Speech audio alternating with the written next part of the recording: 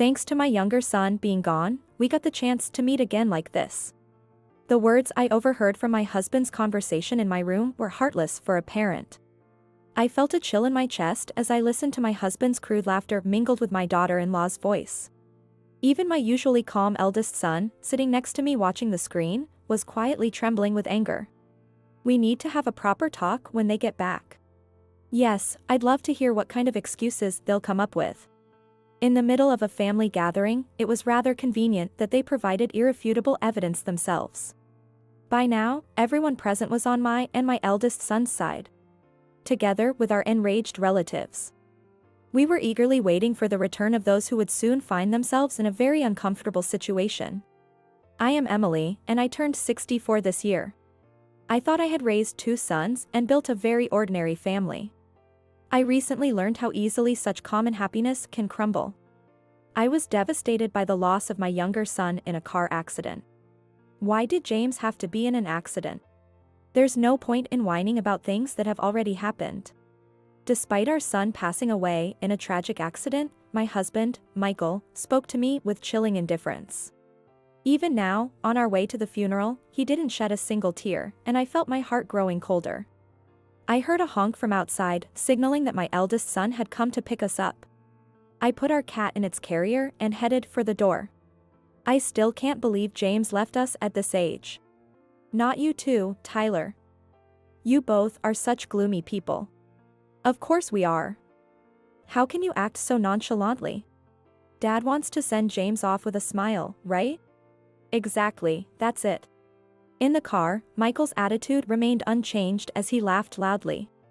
Ashley, my daughter-in-law, smiled as she watched him.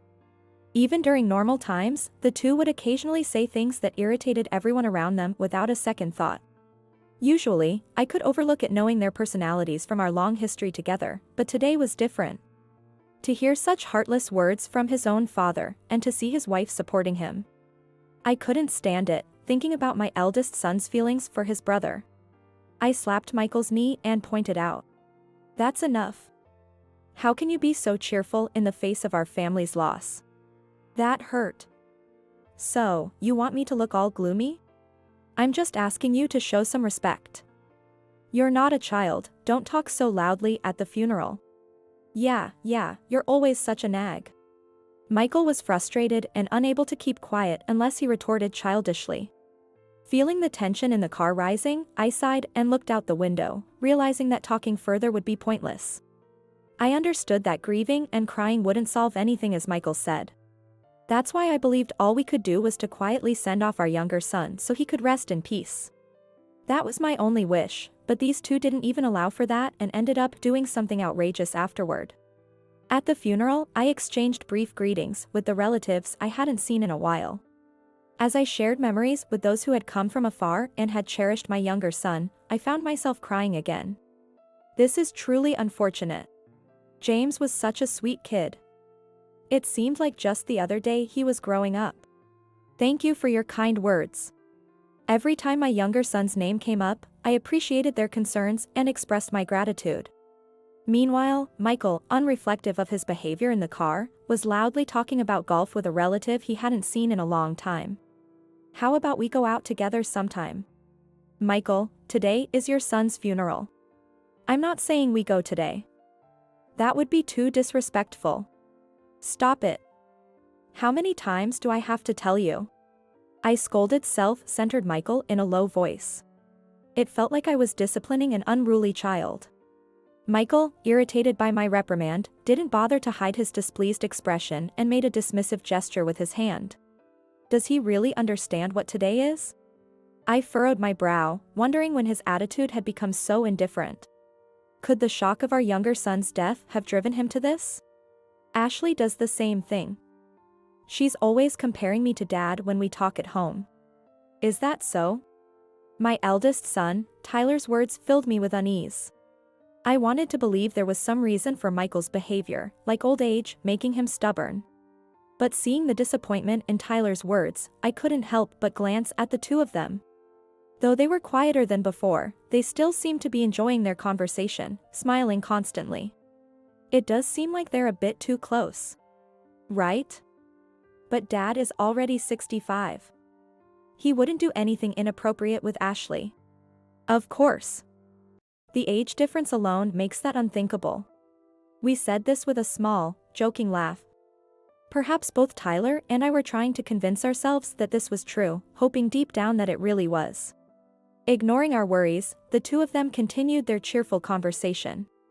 During a break at the funeral, I went to the restroom and saw Michael heading towards the exit. When I followed, I saw Ashley by his side, and they were about to step outside together. "Where are you two going?" "Oh, it's you."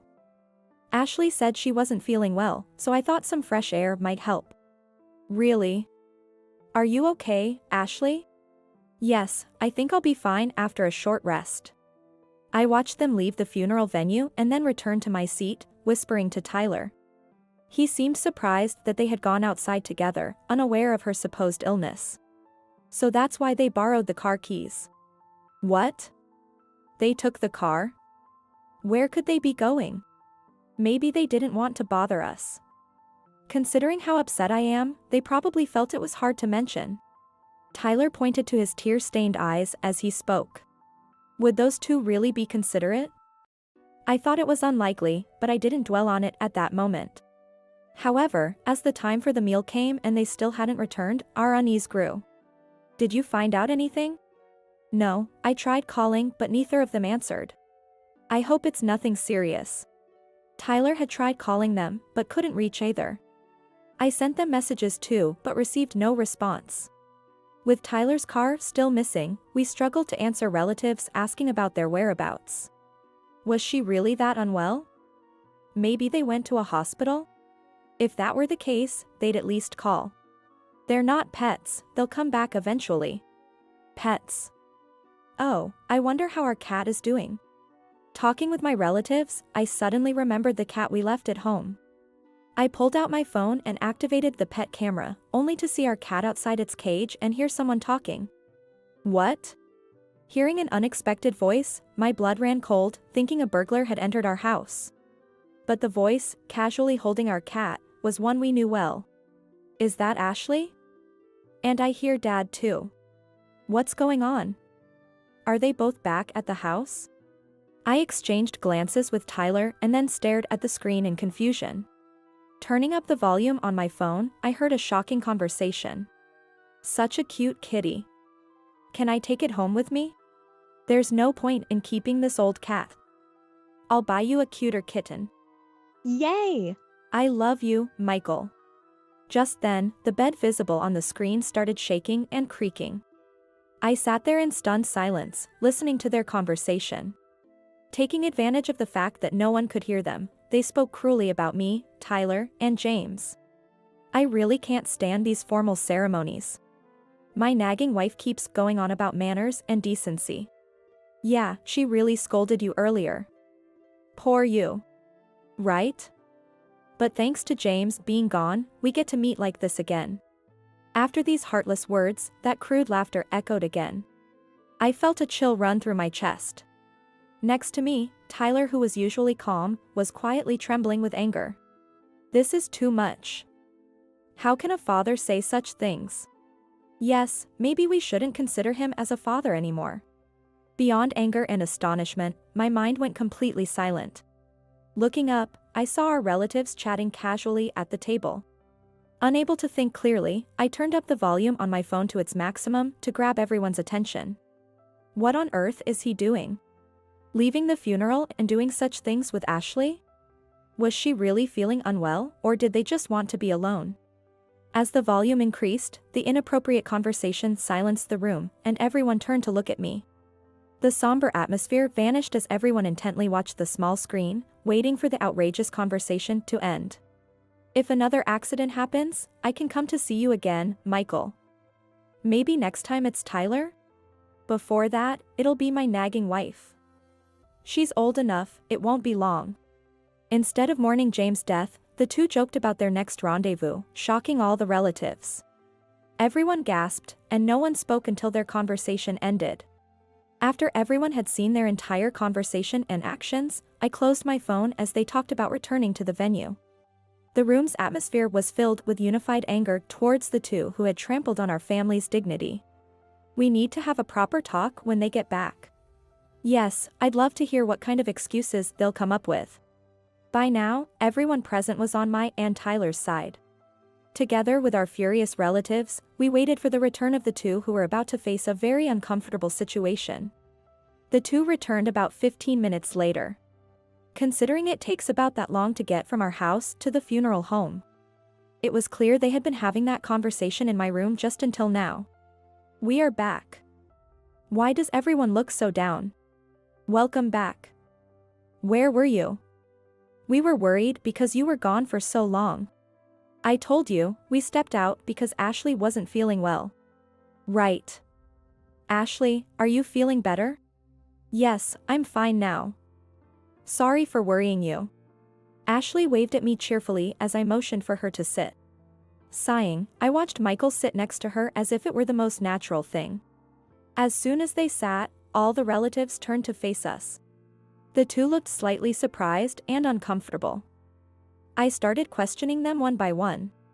What were you doing for such a long time? We stayed nearby until she felt better. Where exactly? At a diner around here. So, where's the receipt? What are you accusing us of now? Michael snapped first, his voice raised. He glared at me, irritated, as if he had no reason to be suspected. But after hearing their conversation earlier, I had no more doubts. Were you really at a diner all this time? Yes, that's what I said. I threw the receipt away. Then what did you eat? Ashley? Emily, isn't this too much? What exactly are you accusing us of? Ashley covered her mouth as if about to cry, and her words made me grimace and fall silent. I wanted to scream at her to look inside her heart and see who was truly at fault here. Taking a deep breath, I decided to deliver the final blow, pointing to her sleeve. Ashley, there's cat hair on your sleeve. Whose is it? This is a stray cat's. Yes, I must have petted a stray cat we saw. That's not true. This is our cat's hair. It got on you when you were at our house, right?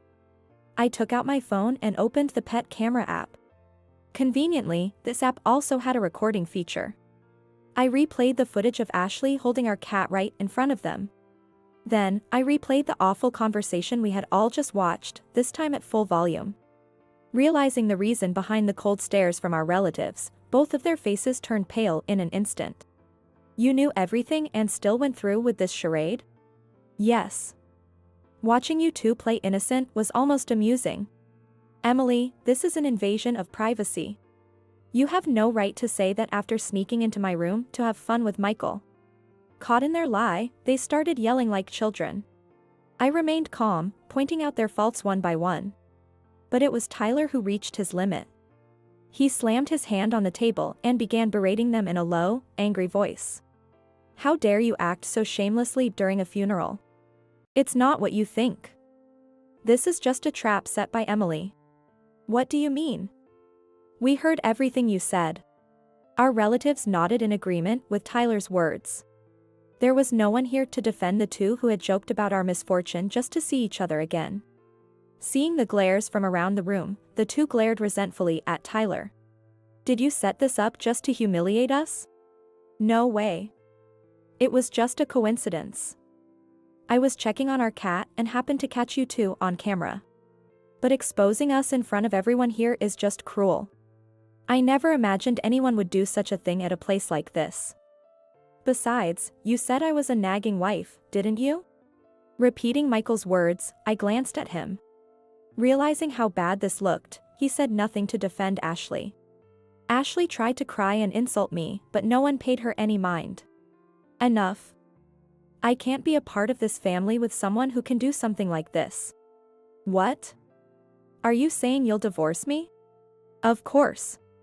Tyler said quietly to the now silent Ashley. She tried to explain herself again, but Tyler ignored her. Michael patted her shoulder as if to comfort her, but I cleared my throat. Do you think this has nothing to do with you? Huh?